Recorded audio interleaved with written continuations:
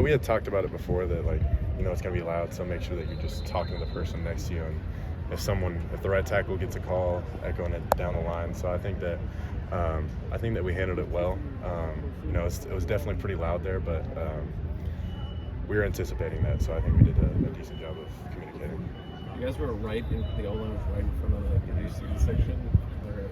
Give you guys crap all the time. Did you guys block that out, or did you guys have fun with it and kind of just listen to that a little bit? Try not to listen to it. Coach is talking to you, so you just got to zone in on what's being said to you. And then, by the time coach is done talking to you, you usually try to get up and cheer the defense on or something like that. So really, I wasn't paying attention to it all too much. So. Run game struggled early in the game. You guys were able to close it out. How good did that feel, just being able to wear down the opponent and close it out? It feels good. It felt good to be running the ball better in the second half. I think that's something we got to definitely work on. But definitely felt better to be able to run it better in the second half. Were there any adjustments made from that aspect, or was it just the same thing? Just talking to coach on the sideline and looking at what he sees, and then correcting it, and then trying to do our best to get it the right based on what he's saying and telling us to do. What did the offensive line do during that lightning delay? Man, we were just trying to relax, like get off our feet, not really doing too much, just kind of just chatting it up and talking about the game plan and stuff like that.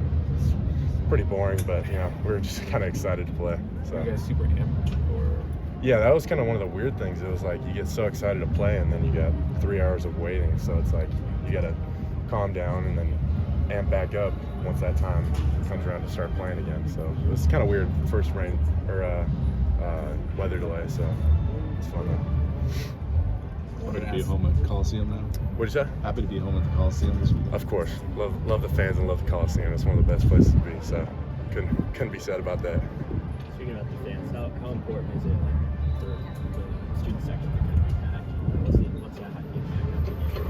That's always awesome when you're having a drive, or if the defense gets a stop and you hear the crowd go crazy. It's always like seriously one of the best feelings ever.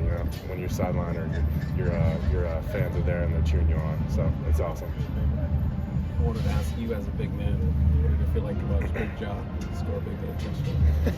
That was awesome. That was one of the most unexpected things ever, but it was super sick to see it happen. I think it was like a 70-yard pick six. That's insane. It was a lot of fun to see.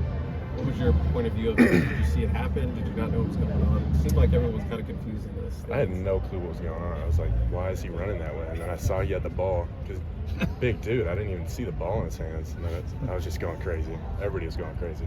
Yeah. What stands out about this Michigan State defense, their defensive line? They've got a bunch of good players. They're good in the run game. So, that's definitely something that we got to work on this weekend and get better at, and hopefully attack them with it.